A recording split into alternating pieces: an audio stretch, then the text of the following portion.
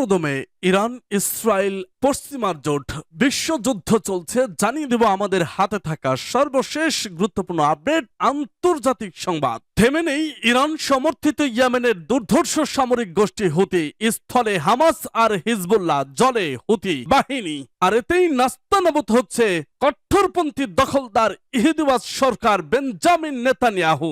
অচিরেই ধ্বংস হবে ইসরায়েল। দর্শক, এ বিষয়ে আপনার মতামত কি তা কমেন্ট বক্সে লিখে জানান।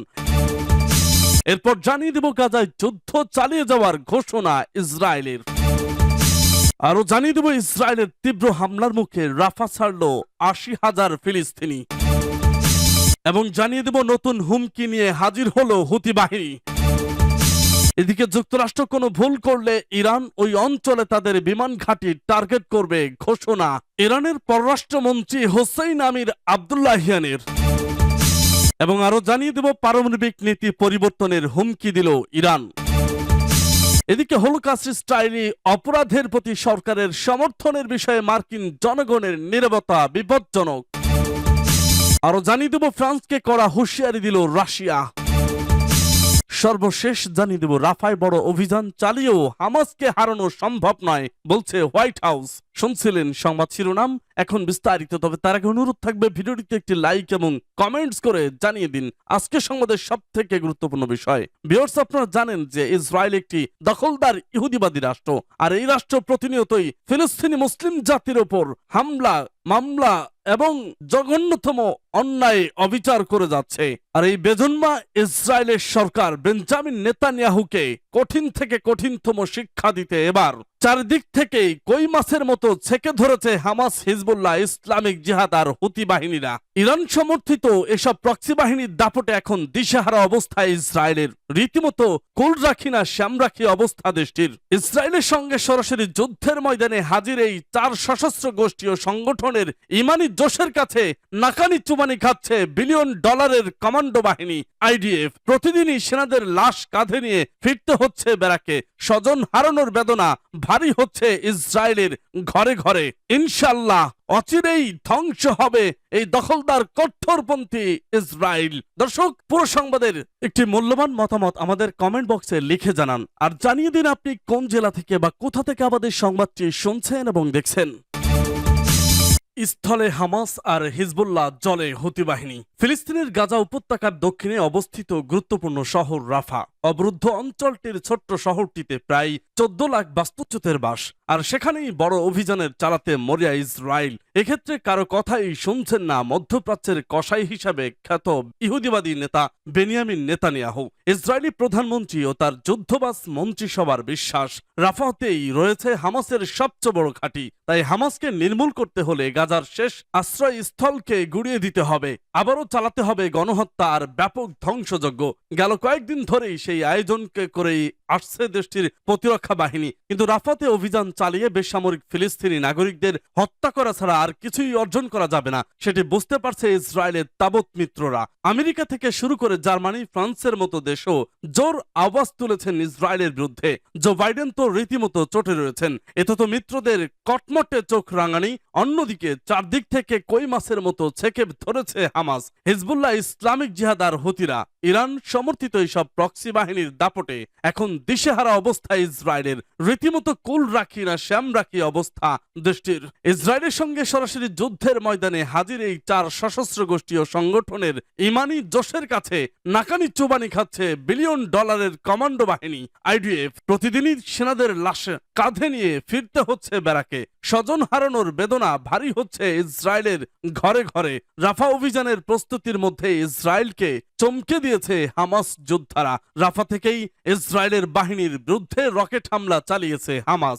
গাজা সীমান্তবর্তী কেরেম শ্যালম এলাকায় হামাসের রকেট হামলার 4 সেনা সদস্য নিহত হয়েছে বলে নিজেরাই স্বীকার করেছে ইসরায়েলি বাহিনী আইডিএফ। এভাবে প্রতিদিনই ইসরায়েলের সামনে আরো ভয়ঙ্কর হয়ে হাজির হচ্ছেন হামাসের যোদ্ধারা। সেই সঙ্গে গাজায় যুদ্ধবিরতি নিয়ে সমঝোতার ক্ষেত্রে ইসরায়েলকে আর ছাড় দেওয়ার কথা জানিয়েছে ফিলিস্তিনি স্বাধীনতাকামী সংগঠন হামাস।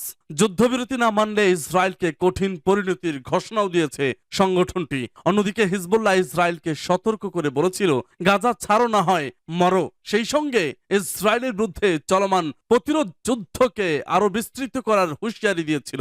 কথা রেখেছে লেবানন ভিত্তিক এই সামরিক গোষ্ঠীটি। ইসরায়েলের আরো গভীরে হামলা চালিয়ে নেতানিয়াহুকে চমকে দিয়েছে। হিজবুল্লাহ এই ধাপে ইসরায়েলের সামরিক স্থাপনাগুলোকে লক্ষ্যবস্তুতে পরিণত করেছে।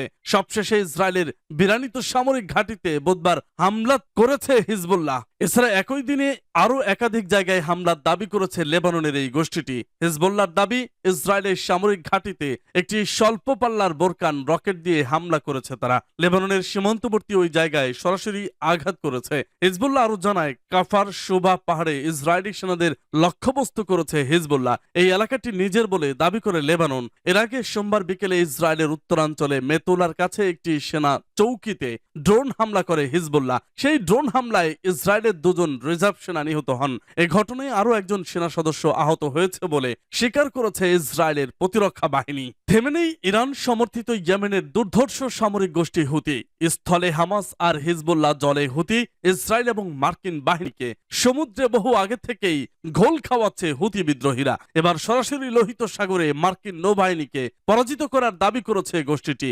যুক্তরাষ্ট্র বলছে, হুতিকে যেভাবে ঘায়েল করার দরকার ছিল সেভাবে তারা ঘায়েল করতে পারছে না। হুতিরা জানিয়েছে, গাজার রাফাতে হামলা প্রতিরোধে নতুন মিশনে নেমেছে তারা। এজন্য লোহিত সাগরের পর এখন ভূমধ্য সাগরেও ইসরায়েলগামী জাহাজে আক্রমণ চালাবে তারা। সবশেষ বৃহস্পতিবার হুতির সামরিক মুখপাত্র ইয়াহিয়া সারি দাবি করেছেন, ইসরায়েলি আগ্রাসনের প্রতিবাদে ভারত মহাসাগর ও এডেন উপসাগরে কমপক্ষে 3টি পণ্যবাহী জাহাজে হামলা চালিয়েছেন তারা। হুতির দাবি, সবকটি জাহাজই ইসরায়েলের। এ নিয়ে এখন কোনো কথা বলেনি তেল আবিব।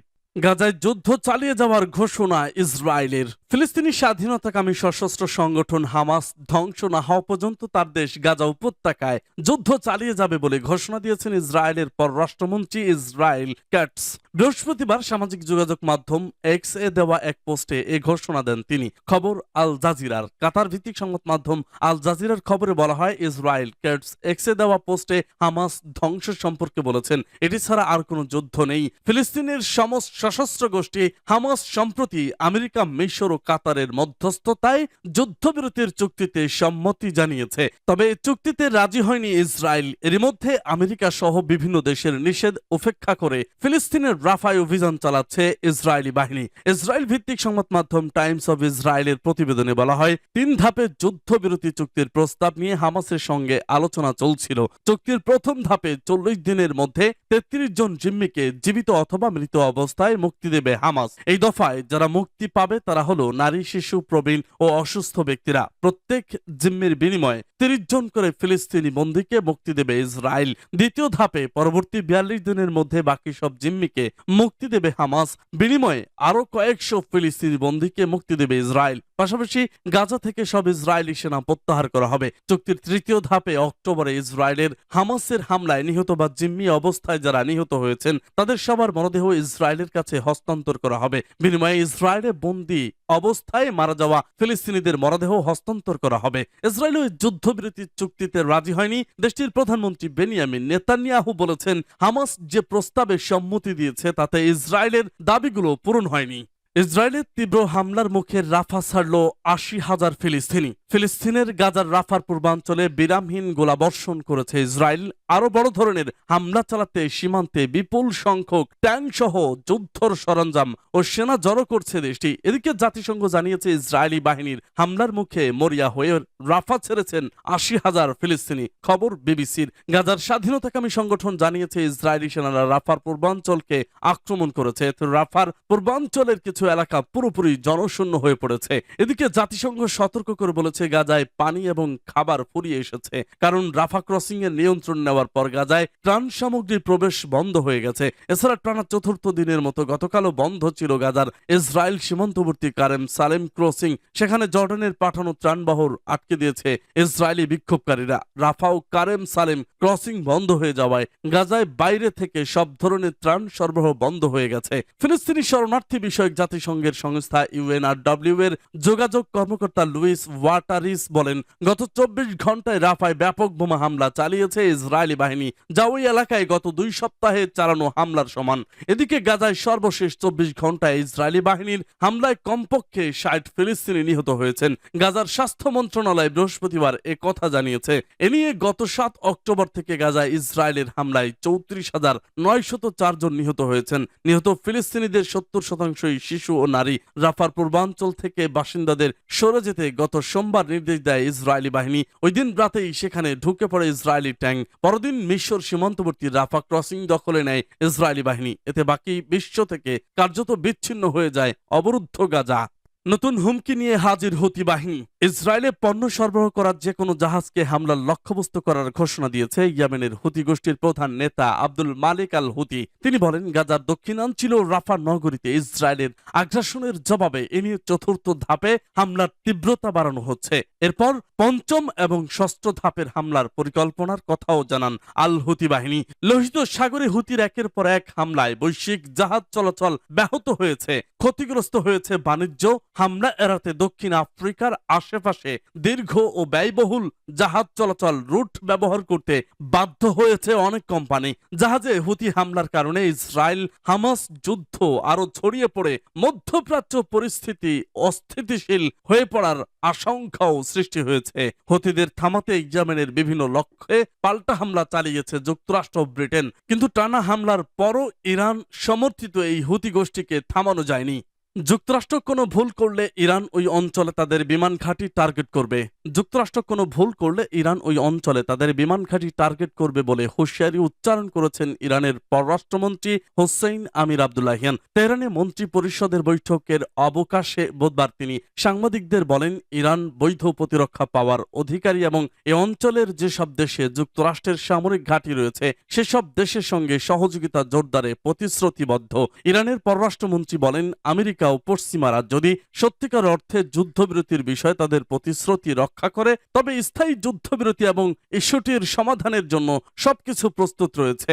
ইরানের এই শীর্ষ কূটনীতিক বলেন, ইসরায়েলের প্রধানমন্ত্রী বেনিয়ামিন নেতানিয়াহু ও তার চরমপন্থী সরকার স্বাভাবিকভাবেই গাজায় যুদ্ধবিরতির বিরোধী, কারণ যুদ্ধ বন্ধ হলে অধিকৃত দেশগুলোতে রাজনৈতিক সংকট দেখা দেবে। গত মাসে ইসরায়েলি সরকারের বিরুদ্ধে ইরানের শাস্তিমূলক সামরিক অভিযানের কথা উল্লেখ করে আমির আব্দুল্লাহিয়ান বলেন, সিরিয়ার দামেস্কে ইরানি দূতাবাস কমপ্লেক্সে ইসরায়েলি বিমান হামলার পর ইরান হুঁশিয়ারি দিয়েছিল যে যুক্তরাষ্ট্র ইরানের স্বার্থের বিরুদ্ধে কোনো পদক্ষেপ নিলে তাদের প্রতিক্রিয়া হবে তাৎক্ষণিক ও নিষ্পত্তিমূলক।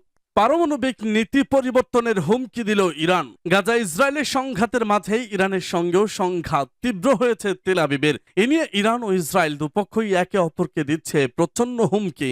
ইসরায়েলের কারণে ইরানের অস্তিত্ব সংকটের মুখে পড়ল তেহরান তার পারমাণবিক নীতি পরিবর্তন করবে, এমনটাই বলছে দেশটির সর্বোচ্চ নেতা আয়াতুল্লাহ আলী খামেনির উপদেষ্টা কামাল খাররাজি। বৃহস্পতিবার ইরানের স্টুডেন্ট নিউজ নেটওয়ার্কের এক প্রতিবেদনে ইরান পরমাণু অস্ত্র তৈরি করতে পারে বলে পাল্টা হুঁশিয়ারি দেন খাররাজি। কাতার ভিত্তিক সংবাদ মাধ্যম আল জাজিরা এ খবর জানিয়েছে। খাররাজি বলেছেন, আমাদের পারমাণবিক বোমা তৈরির কোনো সিদ্ধান্ত নেই, কিন্তু ইরানের অস্তিত্ব হুমকির মুখে পড়লে সামরিক মতবাদ পরিবর্তন করা ছাড়া আমাদের কোনো বিকল্প থাকবে না। তবে এ মন্তব্যের পর ইরান দীর্ঘদিন ধরে শান্তিপূর্ণ পারমাণবিক কর্মসূচি চালাচ্ছে বলে যে দাবি করে আসছে তা নিয়ে প্রশ্ন উঠেছে। তেহরানের বরাবরই দাবি তাদের পারমাণবিক অস্ত্র অর্জনের কোনো পরিকল্পনা নেই। তবে পশ্চিমা সরকার সন্দেহ করে আসছে পারমাণবিক কর্মসূচির নামে পারমাণবিক বোমা তৈরির খুব কাছাকাছি চলে গেছে ইরান।